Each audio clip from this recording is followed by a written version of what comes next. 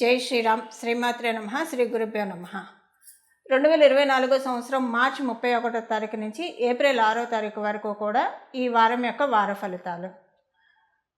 మొదటిగా మేషరాశిలో గురు భగవానుడి సంచారం, బుధ భగవానుడితోటి కూడి గురు భగవానుడి సంచారం. ఏప్రిల్ 2వ తారీఖు నుంచి సవ్యగతిలో ఉన్న బుధ భగవానుడు వక్రగతిలోకి వెళ్ళడం గమనార్హం. కన్యారాశిలో కేతుదేవుని సంచారం. కుంభరాశిలో శనైశ్వరుడు, శుక్రుడు మరియు కుజుడు సంచారం. శుక్ర భగవానుడు ఏప్రిల్ 1వ తారీఖు నుంచి కుంభరాశి నుంచి మీనరాశిలోకి అడుగెడుతున్నాడు. మీనరాశిలో రవి రాహువుల సంచారం జరుగుతూ ఉంది. చాలా ఫాస్ట్గా 2 రోజుల్లో మొత్తం చుట్టి వచ్చే చంద్రభగవానుడు ఈ వారంలో వృశ్చిక రాశి నుంచి కుంభరాశి వరకు ఆయన గ్రహ గమనాలు సాగుతూ ఉన్నాయి.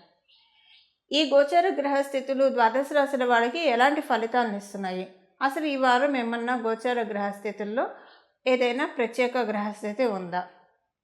ప్రత్యేక గ్రహస్థితి అంటే ఖచ్చితంగా కుజశనుల సంఘర్షణ కుంభరాశిలో జరుగుతూ ఉంది. అదొక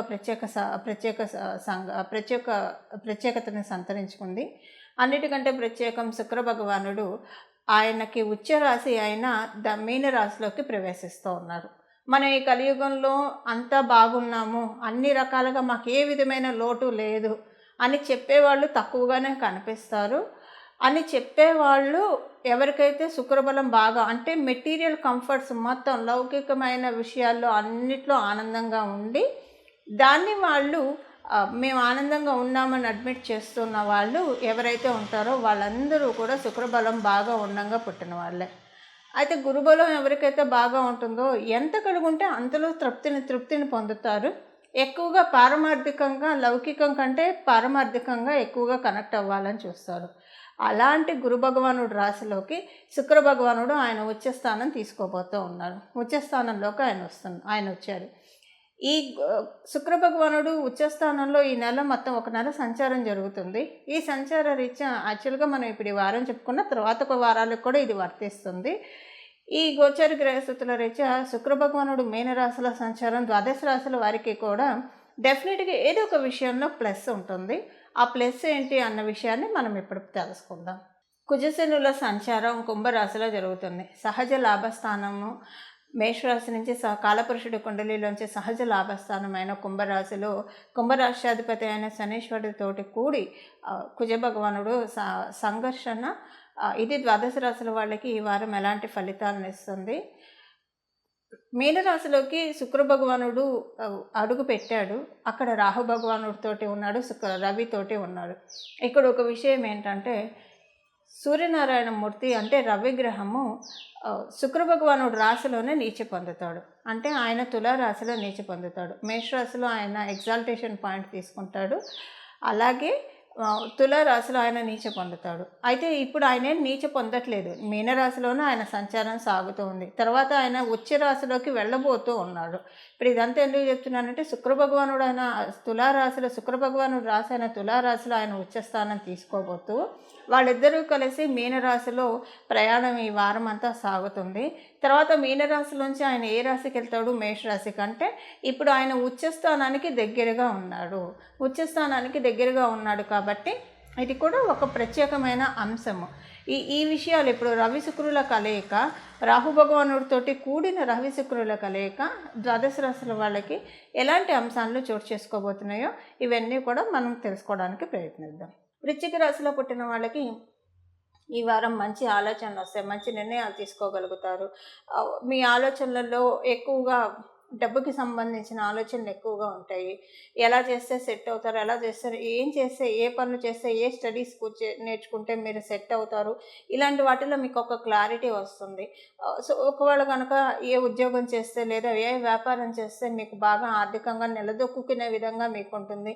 ఇలాంటివన్నీ కూడా ఇప్పుడు మీకు ఆలోచనల రూపంలో రావడం జరుగుతుంది. వాటికి తగ్గ ఖర్చులు చేస్తారు. ఇప్పుడు ఉదాహరణకి మీకు ఒక మంచి వ్యాపారం ఒక మంచి వ్యాపారం గురించి తెలిసిందనుకోండి. ఇలా చేసి వ్యాపారం ఇలా చేస్తే కనుక చాలా చక్కగా ఫామ్‌గా వెళ్తుందని.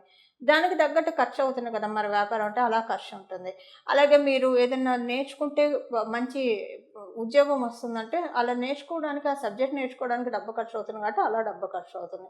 ఉద్యోగస్తులకు కూడా వేరే చోటకి ప్రమోషన్‌లు, ట్రాన్స్‌ఫర్‌లు లేదా విదేశీ వెళ్ళడానికి వీటిలకి కూడా కొంత డబ్బు ఖర్చయితే కొంత డబ్బు ఖర్చయితే ఈ వారం ఉంటుంది. ఈ వారం నుంచి మొదలవుతుందని చెప్పాలి. ఈ వారం ఉంటుందనే కంటే వివాహ ప్రయత్నాలు చేసే వాళ్ళకి మీ ప్రయత్నాలన్నీ కూడా ఎలాంటి ఇబ్బంది లేకుండా, ఎలాంటి ఒడిదుడుకులు లేకుండా సఫలీకృతం అవుతుంది. ఇంట్లో పరిస్థితులన్నీ చక్కబడతాయి. మిమ్మల్ని ఇంట్లో ఎవరైనా ఇన్నాళ్ళు అర్థం చేసుకోకుండా బాధ పెడుతూ ఉంటే కనుక ఇక్కడి నుంచి ఇంట్లో మీకు అనుకూలమైన పరిస్థితులు రావడానికి అవకాశం చాలా బాగా ఉంది. ఇవి ఈ వారం యొక్క గోచార గ్రహస్థితుల ఫలితాలు వృశ్చిక రాశిలో పుట్టిన వారందరికీ కూడా. చూశారు కదండి, ఈ గోచార గ్రహస్థితుల రీత్యా మీరు చేసుకోవాల్సిన పరిహారం మనం ఇప్పుడు తెలుసుకుందాము.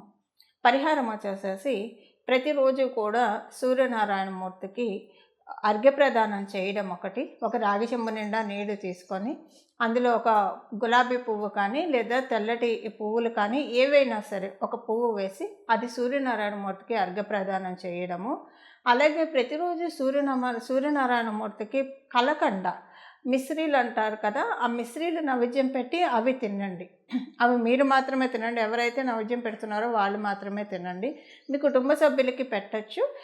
బట్ మీరు ఎక్కువగా మీరు తీసుకోవడానికి ప్రయత్నించండి. ఎందుకంటే ఇప్పుడు మీరు తీసుకునేది మీ ఆత్మవిశ్వాసాన్ని పెంపొందిస్తుంది. ఇప్పుడు ఈ పరిహారం ఎలా ఉంటుందంటే, ఇప్పుడు మనం చేసే పరిహారం ఈ వారం మొత్తం కూడా ఎవరైతే ఆత్మవిశ్వాసం లోబడి ఉంటారో సంకల్ప బలంతో పనులు మొదలుపెట్టినా కూడా ఆ పనులు పూర్తిగా మొదలుపెట్టినప్పుడు ఉన్న సంకల్ప బలం తర్వాత అది కొనసాగించడంలో లేకుండా ఎవరైతే బాధపడుతూ ఉంటారో మనోనిబ్బరం చాలా ముఖ్యము. ఈ మనోనిబ్బరానికి, దృఢ సంకల్పానికి, ఆత్మవిశ్వాసానికి, ఈ ఆత్మస్థైర్యానికి వీటన్నిటికీ కూడా ఈ పరిహారం చక్కగా ఉపకరిస్తుంది. ఇప్పుడు మనం తెలుసుకున్న ఈ ఫ్యాక్టర్స్ అన్నీ ఎవరిలో అయితే ఉంటాయో వాళ్ళు విజయకేతనం వాళ్ళ జీవితంలో ఎగరవేయడానికి చాలా చక్కటి అవకాశాలు ఉంటాయి. సూర్యనారాయణ మూర్తి మేషరాశిలోకి వెళ్ళబోయే ముందు మనం అంటే మేషరాశిలోకి ఆయన వెళ్ళడం అంటే భూమికి దగ్గరగా రావడం ఆయన. అలా వెళ్ళబోయే ముందు ఇక్కడి నుంచే మనం సూర్యనారాయణ మూర్తి ఆరాధన కనుక ప్రారంభిస్తే మేషరాశిలోకి వెళ్ళినప్పుడు ఇంకా మంచి ఫలితాలని ద్వాదశ రాశుల వాళ్ళకి కూడా ప్రసాదిస్తారు. ఎవరైతే అలాగా సూర్యనారాయణ మూర్తి నుంచి మరియు శుక్ర భగవాను నుంచి ఆశీస్సులు అందుకోబోతున్నారో వాళ్ళే ఈ వీడియో చూడడం తటస్థిస్తుంది. అందులో అమ్మవారి దయ వల్ల ఏమాత్రం సందేహం లేదు. ఈ పరిహారం చేసుకొని సూర్యనారాయణ మూర్తి ఆశీస్సుల్ని అలాగే శ్రీ మహాలక్ష్మి అమ్మవారి ఆశీస్సుల్ని అందుకోవాలని ఆశిస్తున్నాను. ఒక చిన్న నామం ప్రతిరోజు కూడా మీకు కుదిరితే ఆదిత్య హృదయం చదవండి, సూర్యాష్టకం చదవండి.